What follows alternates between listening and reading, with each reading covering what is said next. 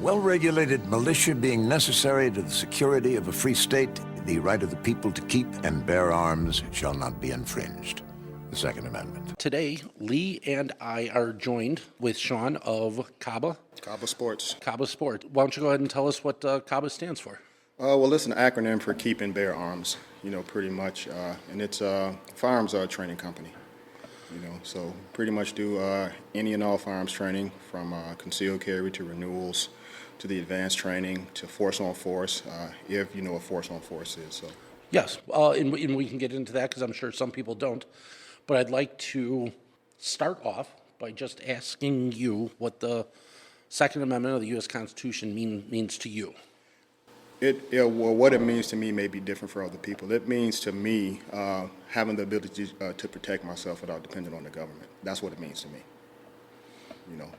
And that's the best way to sum it up for myself. Everybody has their own definition of it, Sure. But that's what it means to me. Okay, gotcha. Are you an absolutist when it comes to that? Do you think that, common sense gun laws or regulations, some should be in place, none should be in place? What's your thought there? For me, it pretty much depends on, it's a case-by-case basis for me. Putting a blanket over something that doesn't need a blanket because it just needs a little shot of water. I don't think that personally when it comes to it being a blanket thing, when it comes to 2A, that it should affect everybody. Yeah, I heard the saying once. I can't attribute it to anyone specific, but I heard it something like rules are for people who don't like to make decisions. Yeah. Tough decisions. Yeah. I'm really not a political person. I hate politics. I actually grew up in a Jehovah's Witness household, which is strictly no politics. But I don't know why the 2A is political. But I guess because people want to have a way to control things around them. We've had that conversation, haven't we? We kind of go, I don't know how this became political. In seemingly more complicated than the simple notion that it seems to be. Yeah, and it doesn't have to be complicated. It's like, well, leave me alone and let me protect my family the way I want to. As long as I'm not out here doing things that are against the law, why should how you feel cross the threshold of my door? I agree with you 100%. Yeah.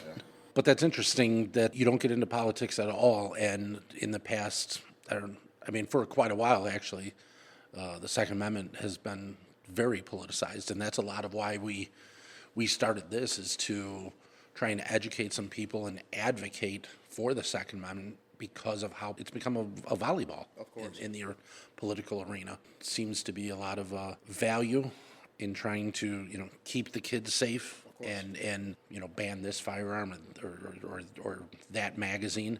You're here in Illinois with us, and now for 8 or 9 months we've been dealing with a pretty strict ban that has really limited what any of us can purchase or sell or transfer without registering, and it's become a hot button political issue in Illinois for sure. Yeah, What are your thoughts about PICA? Do you have any? Yeah, I have thoughts.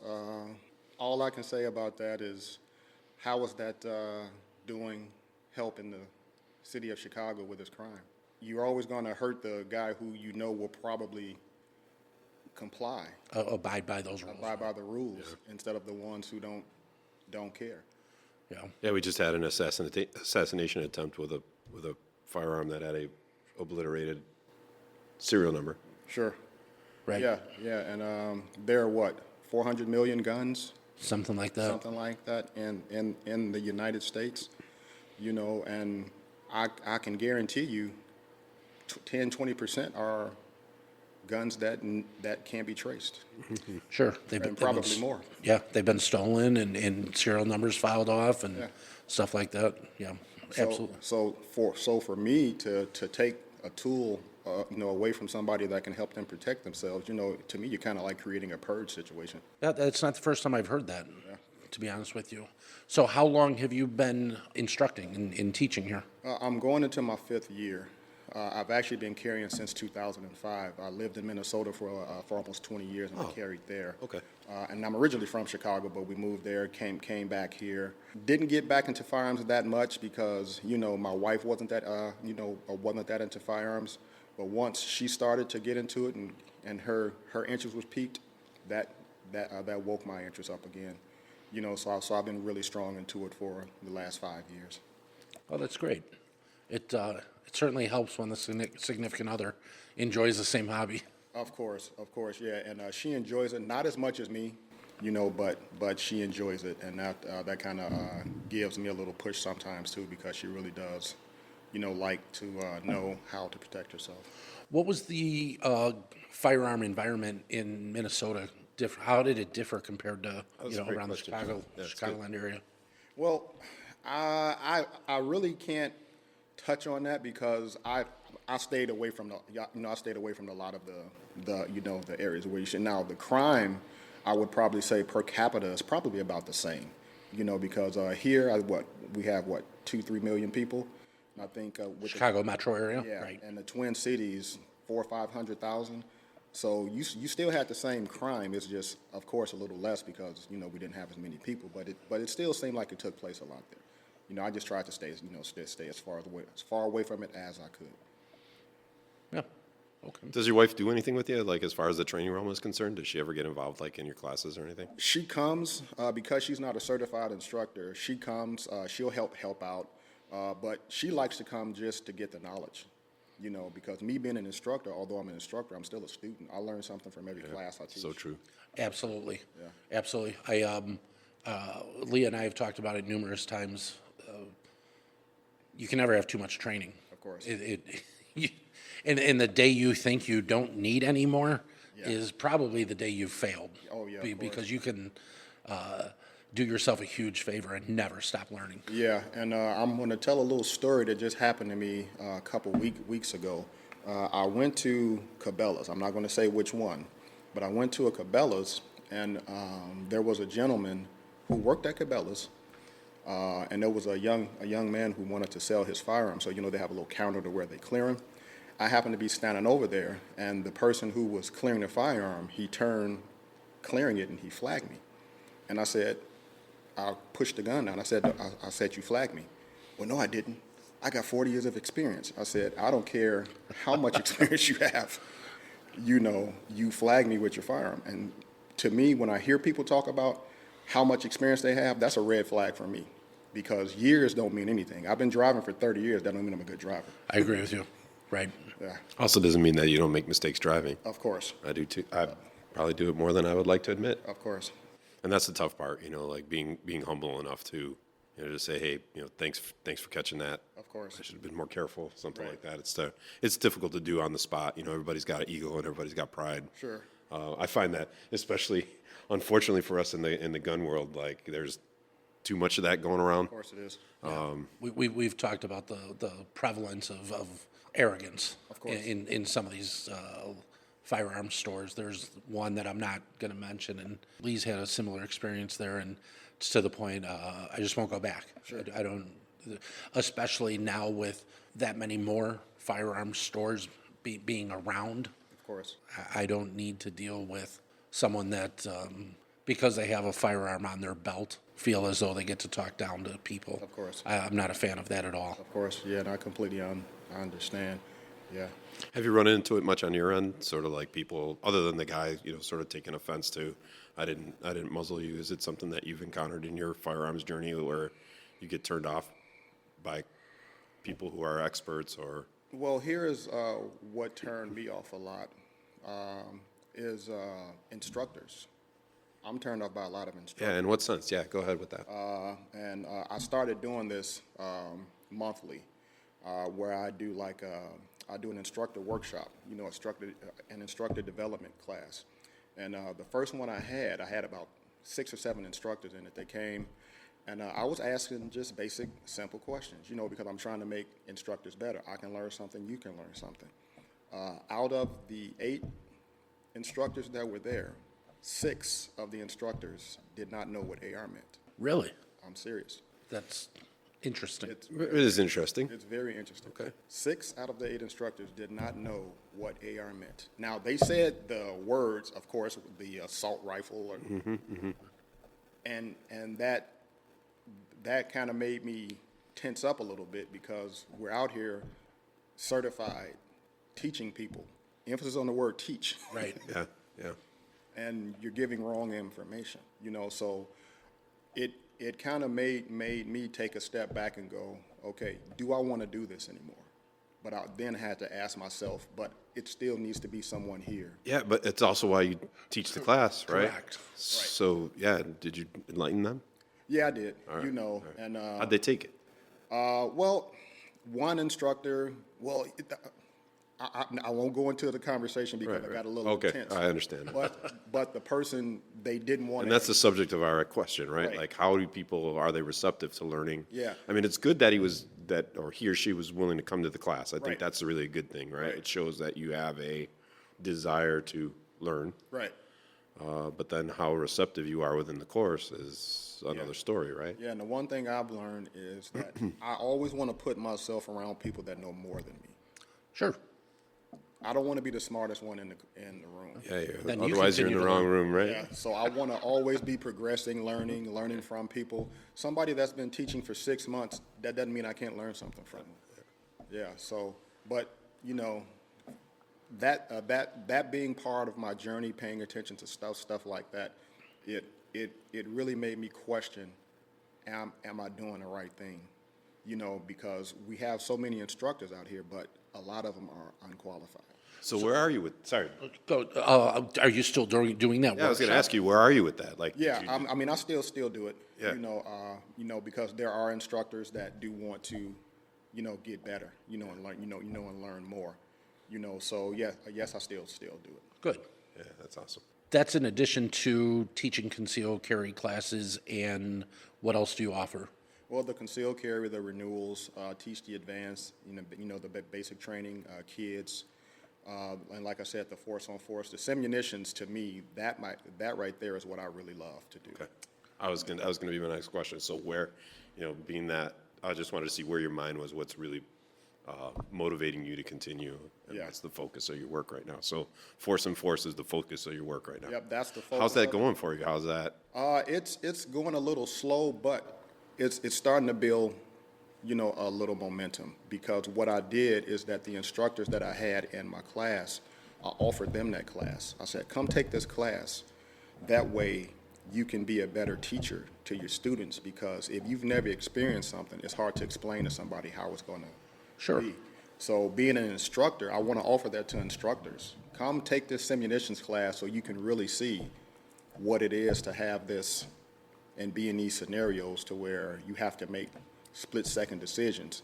And then next time, maybe you won't Monday morning, quarterback, if you see a shooting or something that takes place and go, well, that person could have. I just put you in that same situation and look how you perform. Yeah, what did you do? Yeah. Okay, so I've got a pretty good idea of what force on force is. I'm sure Lee has a pretty good idea. But for anybody that's not listening, can you expand on what you teach in a force on force class? Yeah, the force on force. Now the type of class that is you're using real firearms, but they're converted to shoot non-lethal rounds. And I put people in concealed carry threat situations. So say, for instance, you're coming out of your house, you're coming out of the grocery store, you're just walking on the streets and you have somebody come up to you. I may have one of my role players, allow you to de-escalate, and then as he's walking away, I may have him ramp it back up again to see, so, and I want to put people in a position to where I get their blood pumping, their heart rate up and things like that, because the one thing about force on force, what it does, that a lot of people don't get, is that being good at the range and a marksman at the range is completely different. And I like to expose people to that. I get sick of people telling me what they did at the range. Right. How tight of a grouping they Kind can of a shoot. grouping, but and I had a guy, and he's on Instagram. He's pretty, and he has a nice little following, and he was on Instagram showing how fast he can draw. Oh, I'm 1.2 draw, 1.2 draw. I said, okay, come take my class. So I had him take my class, and I put him through a situation to see if he can draw his weapon and fire as quick as he could. So by the time I came out, I already had the drop on him, but he still tried to draw his weapon, and what he did, he actually pulled it and he shot off to the side. So that really gave him a humbling experience. Because, yeah, you can do it. You can do it in the mirror. You can do it all Right. this. But when you have somebody standing in front of you, that changes the whole complexity because now you're thinking, now you have a moving target. So that's kind of like what force on force does. It puts people in situations to where they have to think about their next move. It also too exposes them to stress inoculation. So because they've been in it, they'll be able to say, you know what, this is a reflexive thing for me. Anybody who says and tells me what they're going to do, I know they don't train. Because the person who trains, they're not going to tell you what they're going to do. It's going to be a reflexive. I like that. I like that a lot. It might not always work out in your favor. Of course, and Yeah. and the thing about it is that you're exactly right. It might not work out in your favor, but you're still giving yourself a chance. Yeah. I'm gonna forget who to attribute this to as well, but have you heard about the fighter ace concept and why they came up with the idea of a fighter ace? No, I haven't heard. I think it might put what you just said into perspective and coalesce your thinking around force on force. So if you mind, I share it with you. Oh, of course. So they realized somewhere early on in the Air Force's history that if you could have a person who went up into aerial combat, and if they could successfully win 5 dogfights, they never got shot down after that. So they created these courses that tried to simulate aerial combat as close as you could possibly get it, right? Force on force. Right. And if you could get those pilots to be successful in those dogfights 4 or 5 times, you're insulating them from being shot down. And I think that's what you're talking about with force on force. You're replicating the real world of work, the chaos of the real environment. And I think maybe you'll agree with this, maybe you'll disagree, but I think you'll agree, is that what you're really teaching them to do is managing the violent event. Of course. Right? They're not in control of it. Of course. And all you can do is kind of like manage it. Yep. And hopefully you can manage it in a way that you come out on top. Exactly. Mostly. Exactly. And the more you can stress inoculate, the more you get those victories under your belt, Of course. the more you could open up your brain to thinking about all the options of how do I manage this situation. Yep. You only do that through force on force. That's So the only I way. commend you for doing that. Yeah. That's fantastic. Yeah, I appreciate it. Yeah, and I tell everybody, I said, don't think you're going to turn into John Wick all of a sudden. I said, please don't think that. And I humble a lot of people. I actually had a class a few weeks ago with a young lady who was terrified. I mean, she was terrified. Understandably so. And I tell people, I said, going through things like this is going to let you know if you have a fight or flight mentality. She actually had a fight mentality. She thought she would, but she did really well, even though afterwards she cried because what I did, because what I do, and we actually do it down here, sometimes we do it upstairs, I'll put up a tarp, I'll go behind the tarp, I'll call scene. It'll maybe two or three role players behind there. The first situation I did with her is that I actually acted like I had her husband held hostage, and I came from behind, and she had me in and he had me in a headlock, and I was pretending to be her husband, and he was talking all kind of garbage to her and everything and stuff like that. And I said, make sure, I told him behind here, make sure once you get to a certain point, I want you to act like you shot me. And he acted like she shot, and he acted like he shot me. And when I went down, she instantly, boom, boom. And she didn't know she would respond like that. So I said, now you know how you would respond in the situation. I said, but it's not always going to go like that, but at least you know you're going to fight. You're not going to pass out, run, or anything like that. Yep. Yeah, People are learning a lot about themselves. of course. If you wouldn't mind taking a minute, I would love for you to tell people where they can go to find out more or sign up for a class, because I think that would be very intriguing to a lot of people. Yes, including me. I'd love to come and take a course one day. Oh, of course. I think it's fantastic. So where people can find me, I'm on Instagram, KABA_sports, and then my website is kbsports2.com, and you can call me 612-889-4755. That's pretty much the best way to get in touch with me. Gotcha. Call or I know that you text as well. Yep, call, text. Gotcha. DM me on Instagram. And that's 612-889-4755. 4755. Yeah. That's great. It is great. I think there's a lot of value to those scenarios that you're teaching there for a lot of people. Yeah. It's a lot of value in it, but. Do you do that on site here in Oak Forest? Yep, I do it right here. Yep. I actually do it in this room. I clear out the room. Like I said, I put up a tarp. I have on my gear. You can see the gear over there. Yep. I have on my gear. We used Yeah, I saw some orange on the walls. yeah, yeah. So, we really have a good time, and I don't teach any more than 6 people at a time. Great. Yeah, because and I'm putting them each one through 3 to 4 different scenarios. Awesome. So each one has a different scenario. So somebody may be going, well, this is what he did this time, but I'll Right. switch it up. Yep, And yep. they don't even know what's coming out. I actually had a police officer take my course. I had a Secret Service, like an agent take my course, and they both love it. That's great. Yeah, and one of the agents, he was one of my role players. Good for them for coming out and putting it on the line a little bit because, again, of there's course. the ego part, right? Of And course. it's like, yep. Of course. And now with that one, I had the agent. We did a role-playing scene to where the cop, was in the situation, and he said, "Well, I want to do a situation with him." And I said, "Okay." Okay, let's do it. So what we did is that I acted like I was suicidal. Okay. So I came from behind the curtain. Oh my God, my wife left me. I lost my job. I think I'm going to kill myself. And I had the gun to my head, the fake gun to my head and everything. And the officer was talking to me. He was talking to me and everything. And I'm like, I just can't do it. And then the guy came from behind, from behind the tarp. And he was like, man, please help my friend. Please help my friend. And he started to focus on him. And I got down. I'm like, man, I'm just going to kill myself. And I got down and he started focusing on me. But then he drew his attention away from me. Man, that's my friend. And he was walking towards him. And as he started to walk towards him, his attention went to him. And then I stood up and I said, bang, bang, got you. Yeah. No kidding. Oh, of course. Yeah.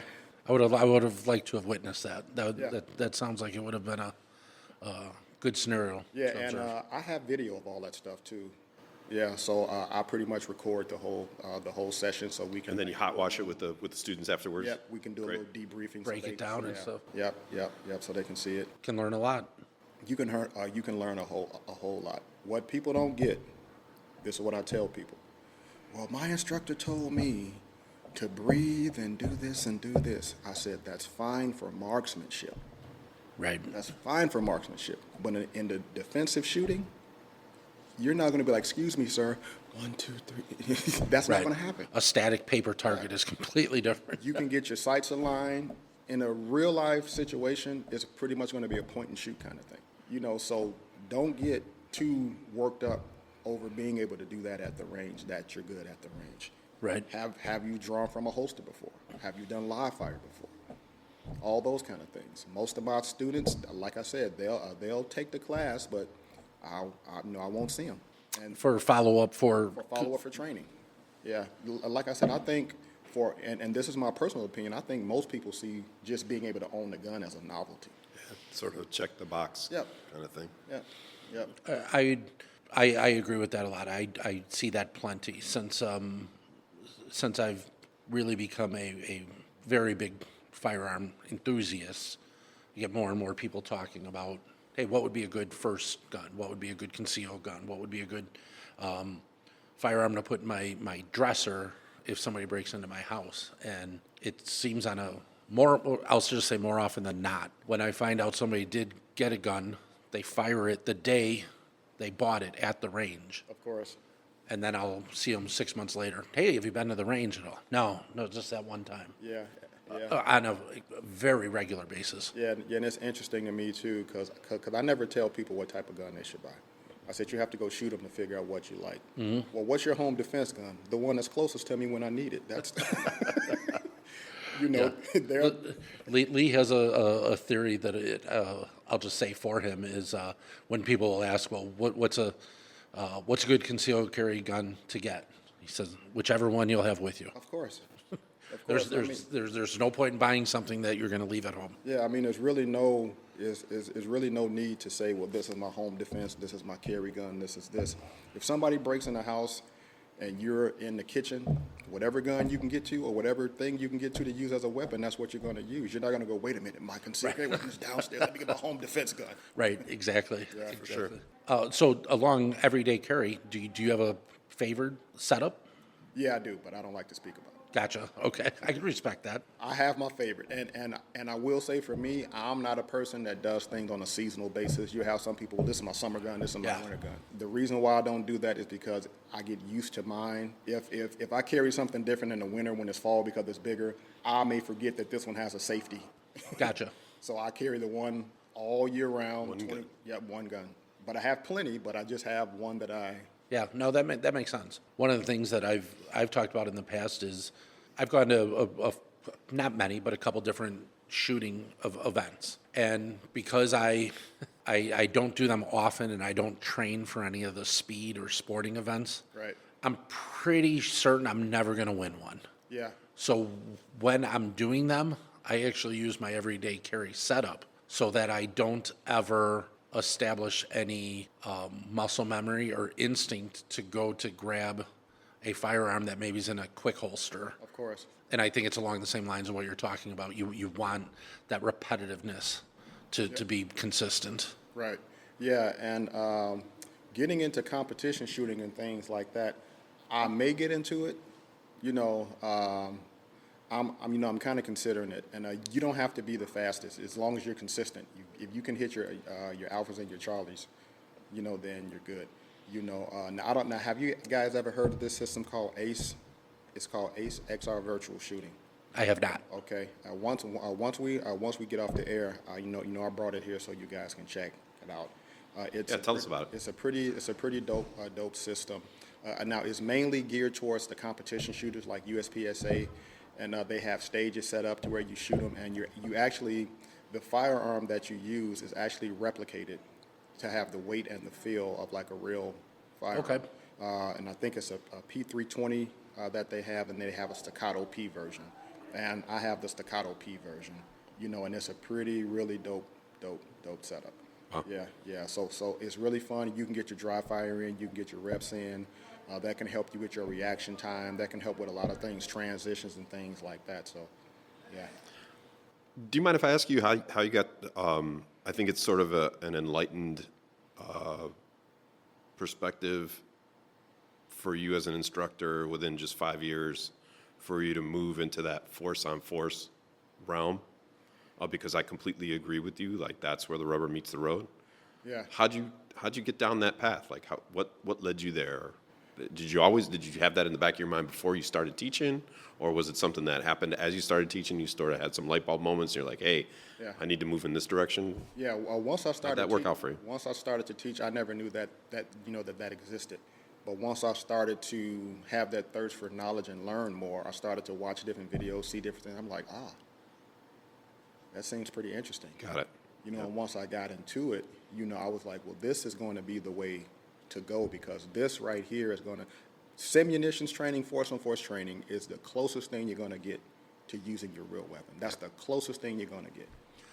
Yeah, and if you don't mind me saying so, this is only the second time we've met, but I 100% admire the fact that it's obvious to me that your goal is to give the most amount of education to anybody that's coming to you to learn about firearms. Of course. And that is probably why you ended up with this force-on-force, because that's getting to, you know, a realistic scenario. Yeah, So that really I says something about you as yeah, an instructor. I applaud because- you for that. I think Yeah, that's I do too. fantastic. I do too. I'm sitting here. I never met you before, but you know, I can tell. I think that's a big indicator that Absolutely. he has a drive to be the best, but he also is not going to just be okay with, you know, I'm going to cash in. I'm going to do concealed carry a lot, Yeah. and I'll let these people, you know, go out and If they want to train, they train. Right, sort of thing. right, Yeah. yeah. That's really interesting. You know, and I don't knock people for whatever they choose to do. You Mm-hmm. know, if that's how you do it, that's how you do it. Yeah. But for me, I have a different approach. You know, for me, it's not about how many students I have in the class. You know, how many people I teach a year. To me, it's about who can I effectively train to be able to protect themselves or their family, and they know that they've got competent training. So for me, that's where it is for me. I want to be able to. I don't care if I teach 6 people a week, 6 people a month. If those 6 people took something away from my class that made them better firearms, like owners, you know, then it's a win for me. That's I got a commendable. feeling they're taking away a lot more than that, Yeah. man. Yeah. You know, like I said, I have some students that really didn't believe that things happen like that. You know, because of course it's easy for somebody who can critique something and say this is how something should have taken place when it didn't happen to you. But when it happens to you and you go, oh hell, I couldn't even get to my weapon quick enough. I couldn't even do this. They will all be like this. They got to me so fast. Didn't see that. Didn't see that Didn't coming. think of that. Of course. I'm sure all those things come up a Yeah. lot. Yeah. There's a fairly popular firearms enthusiast. I won't necessarily mention his name. I probably could, but I saw a video where he was put in a situation, scenario like you're talking about. And this is somebody that I've followed for years, was an NRA advocate and everything. And afterwards, one of the questions they asked, they said, do you know how many times you fired the Oh firearm? yeah, and see, I watched that actual. Okay, you know, and I believe he said 5 for certain, and it was 8. I think it was 8 times. Yeah. Yep. I watched it. And he said he was certain Yeah. that it was 5 times. Yep. I recall that completely. And see, I watched that episode. I think he did 2 of them. I believe that's right. Yeah. Yep. And I did watch it. And I found that interesting. Somebody that's, you know, very experienced, does a lot of knowledge-based stuff, is an enthusiast, a smart individual, Of course. was certain, and he was wrong. But he was certain. Of course. Yeah. And see, the biggest thing is being able to assess your situation, and you never know how it's going to go down.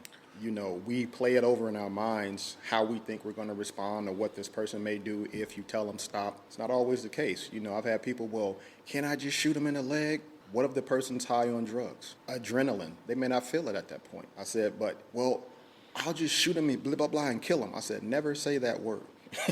You're stopping the Stop threat. it. Right. No, absolutely.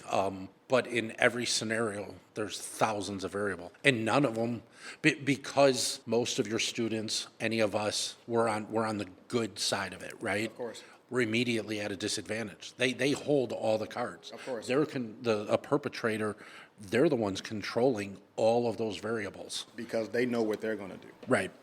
Yeah, so we're pretty much reacting to their actions, you know, but some people think they're quick enough to, I'm like, don't try it. Yeah, so it's a lot to it, and that's why I said for me, just educating people, you know, giving them knowledge, and I always tell them, you don't have to come back to me, but go to somebody, vet somebody, ask simple questions that'll let you know if this person is qualified. You can ask simple questions, and you can vet them real easy by just asking simple questions. Here, that same class that I was telling you about, not the class, but the workshop, that same workshop, I asked all those same instructors. I put a picture of a revolver up on the screen, and I said, can you tell me what this little divot right here means? You know, and they had a picture of it, and I pointed to it, and I'll tell you guys what it is. But they pointed to it. Not one person can answer it.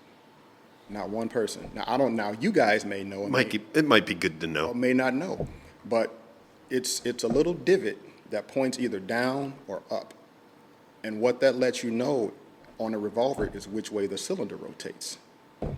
Neither one of those instructors knew that. So I said, but on your slides, as you're going through and teaching people, what if somebody asks, what does that mean? Right. Good point. What if you do a reload and you've only got Exactly. 2 more bullets left in that reload? Which way is that cylinder going to go when you And put you it back do in this the and it revolver? goes this way, and you're Yeah. thinking it's going to go this way. Yeah. I didn't think of it? I said, well, you know, when That's why you're here, right? Like, Yeah. that's why you come to an instructor Yeah, development course, right? When you take on the responsibility to teach someone, me personally, you have to learn as much about that as you can, you know. And of course, we're not going to know everything, Right. you know. But to me, that's basic stuff.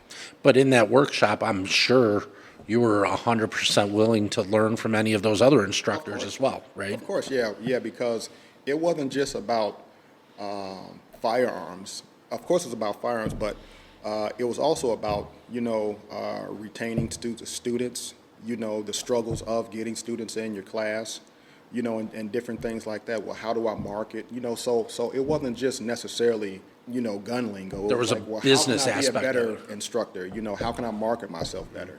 Why can't I fill my classes?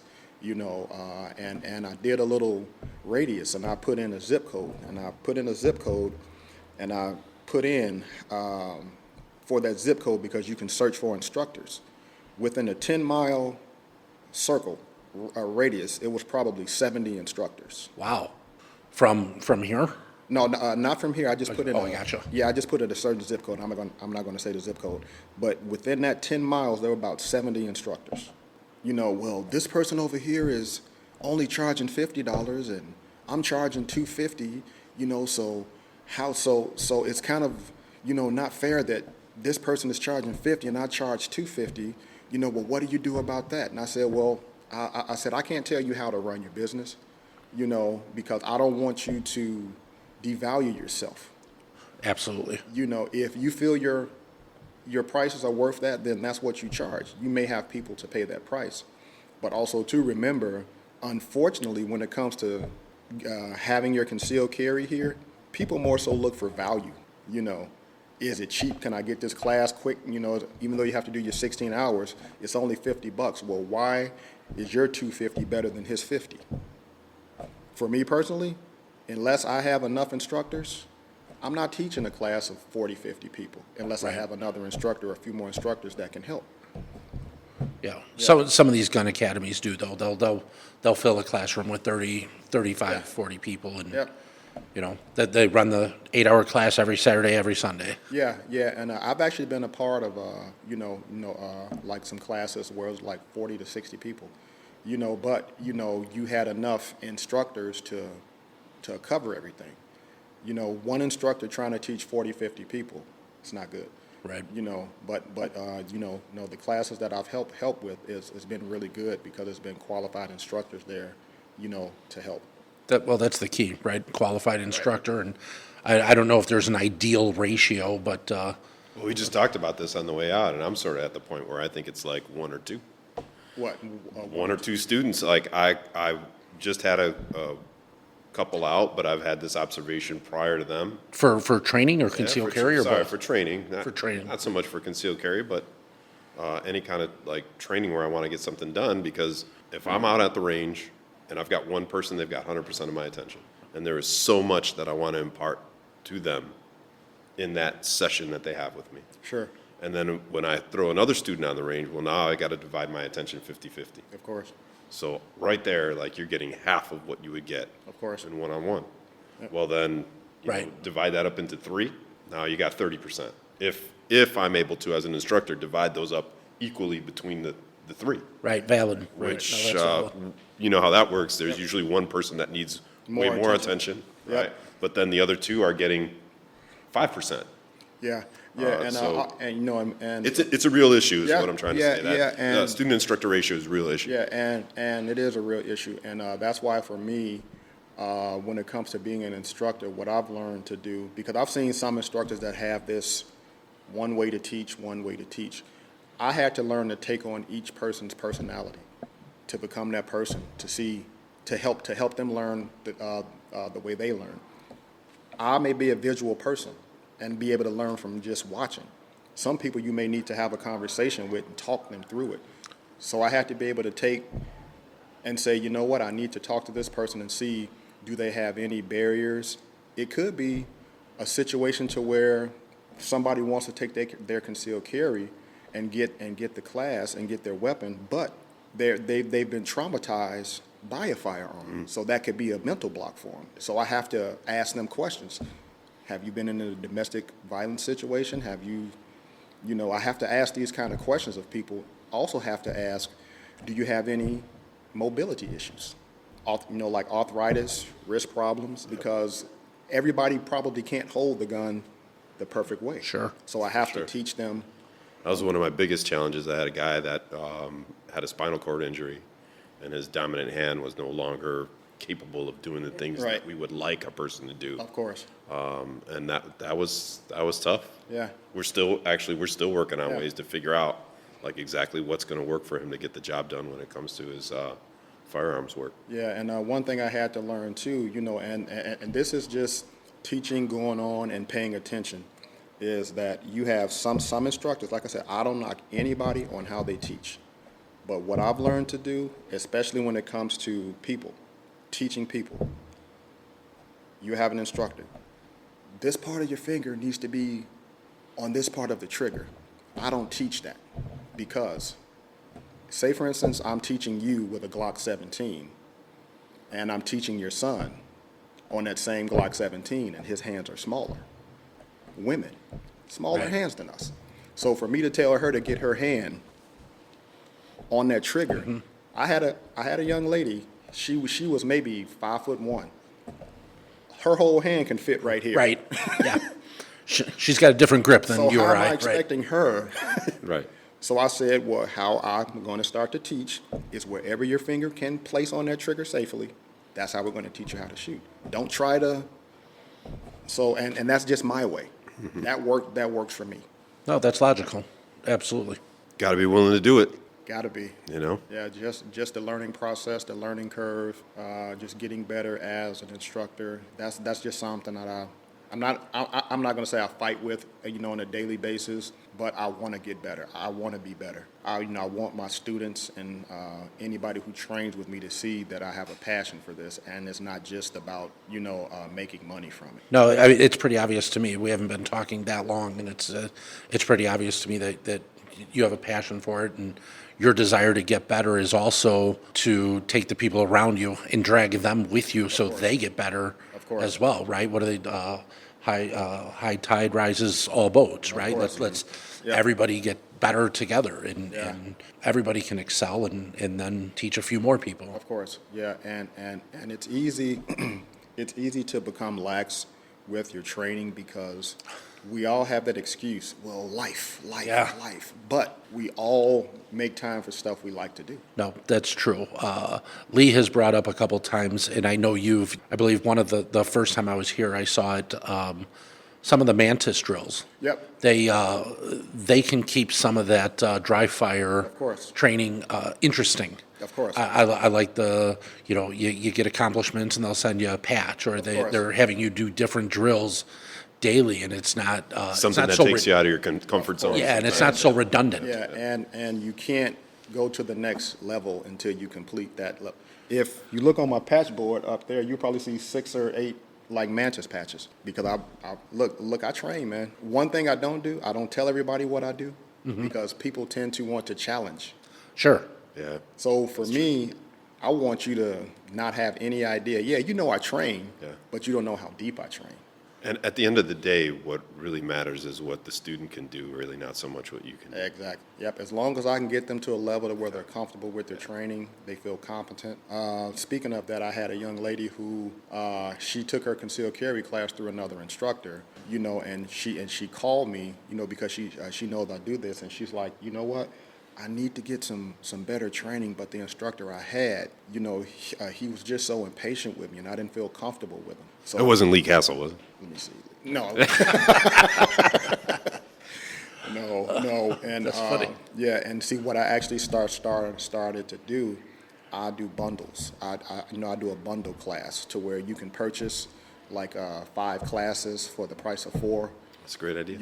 And then we can progress you. From making sure your fundamentals are right to you being able to hit the target to you now being able to keyhole the target to now you can double tap, to now you can shoot, a strong hand. Now you can shoot, weak hand. I have them at the range because you can't draw at the range.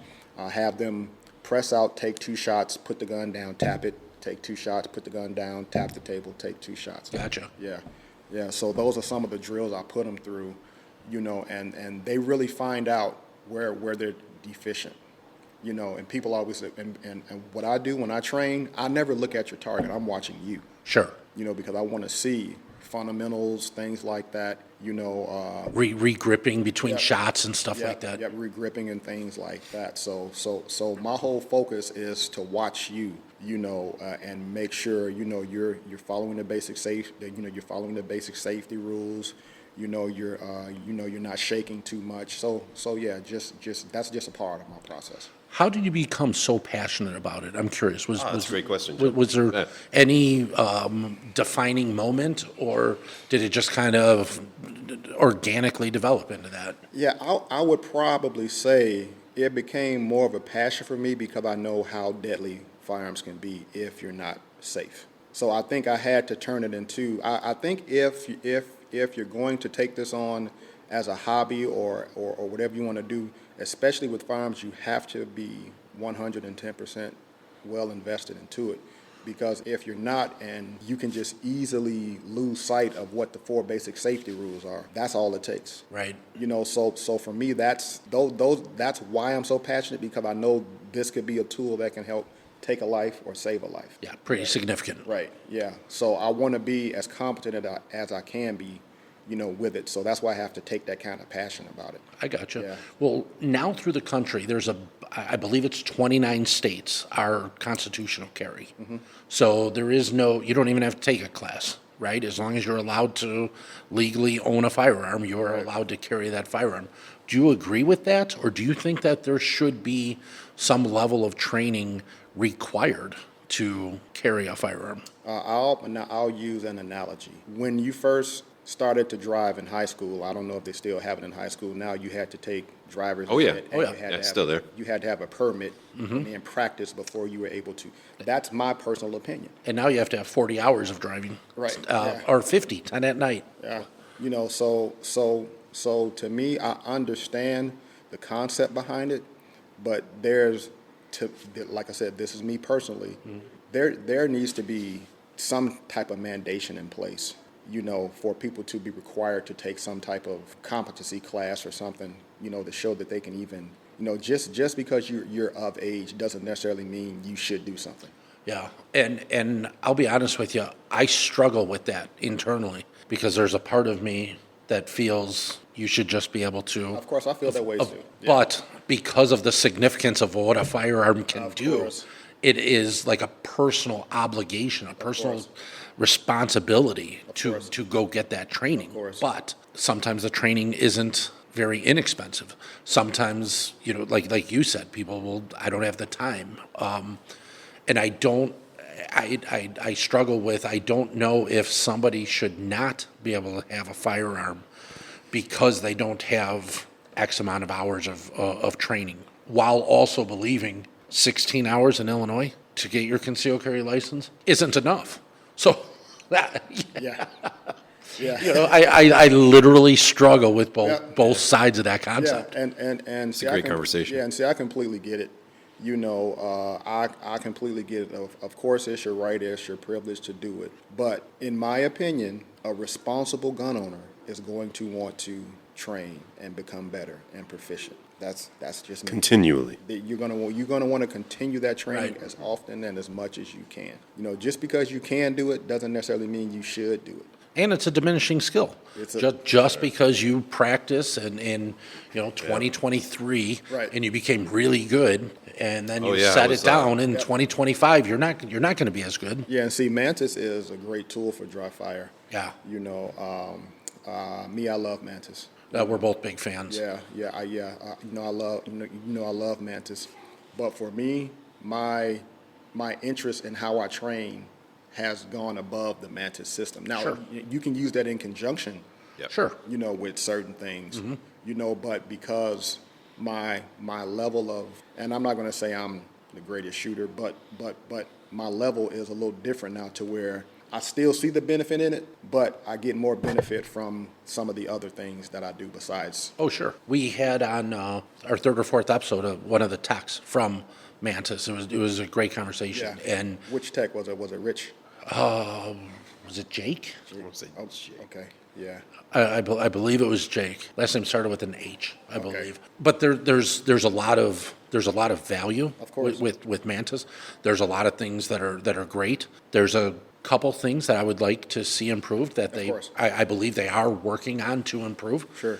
It just doesn't end there. Yeah. That's one of the tools Yep. to enhance your training and get you to another level. Of course. But it just doesn't end there. Of course, yeah, and see, that's part of it. Like I said, Mantis is a great tool for beginners and intermediates and experts.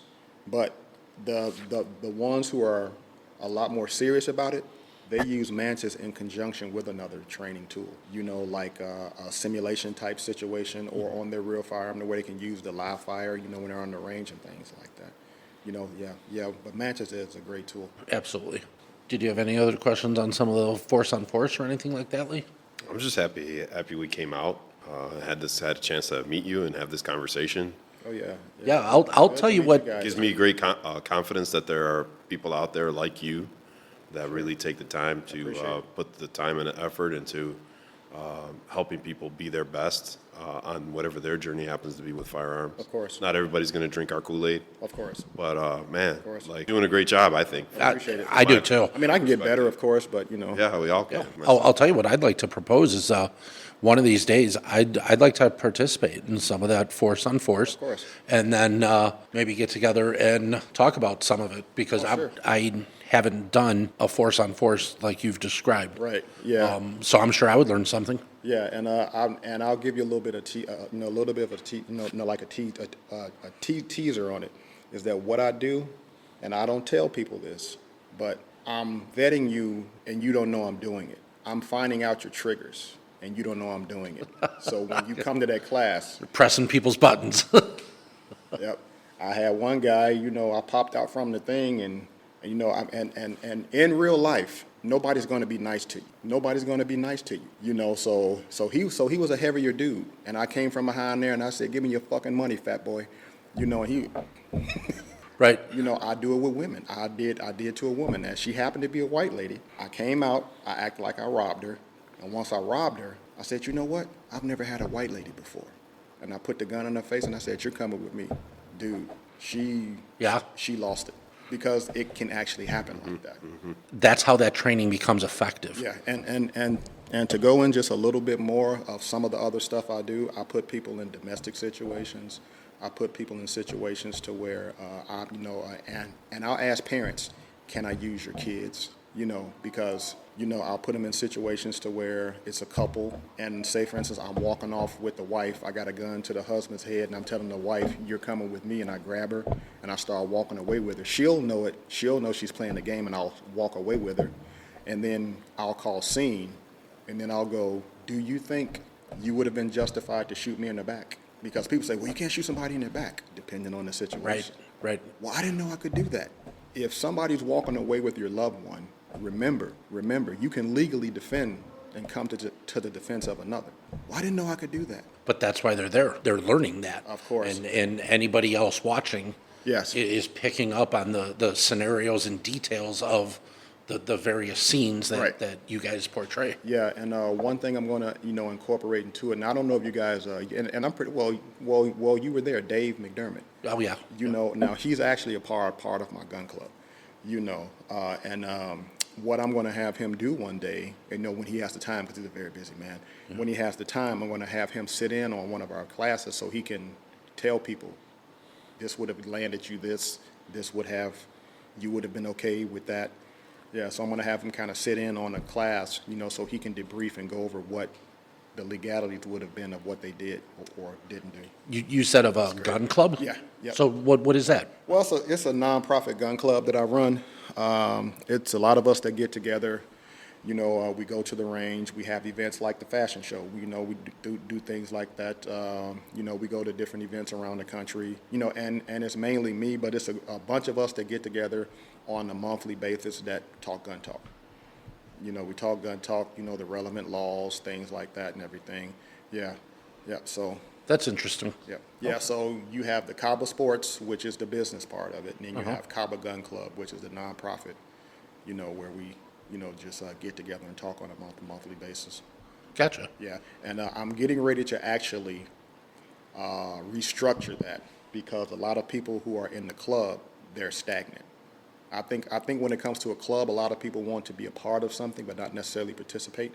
So I'm going to incorporate forcing people to either train or move on, because I don't want this to be a space where people just want to come and talk and say what's going on with sports and things like that. Yeah, occasionally. I want you to train. So Kind of, sort of, what are you bringing to the table? right. So KABA Gun Club is going to be turned into KABA Sports Training Group.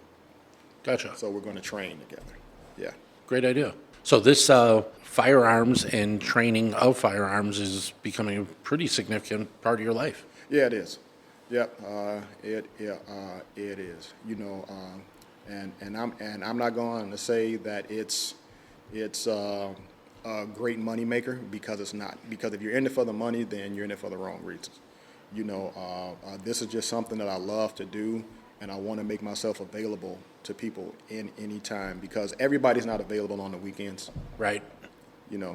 People, they work, all week, and hell, I mean, I know for me, I don't want to sit in the class 16 hours, a Friday or a Saturday and a Sunday for 8 hours a day, knowing that the Bears may be playing, or Yeah.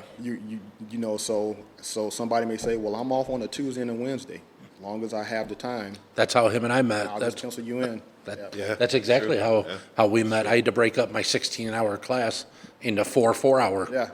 Well, Sean, I have to tell you, I thoroughly enjoyed this. I did very much. I learned a little bit even tonight, and I know some of the people listening will learn. Hope they reach out Yeah. for some additional training. I think it's pretty safe to say at some point, Lee and I will probably be back to do some of the training ourselves. Yeah. Thanks very much, Sean. Yeah, thank you, Sean. No problem. I Anything you appreciate wanna guys say? Coming out. I just appreciate you guys coming out. Well, thanks for having us. Yeah, I'm grateful to be a part of this. And just to express, just keep fighting. Thanks very I got a much. little fight left. No problem. Yeah, absolutely.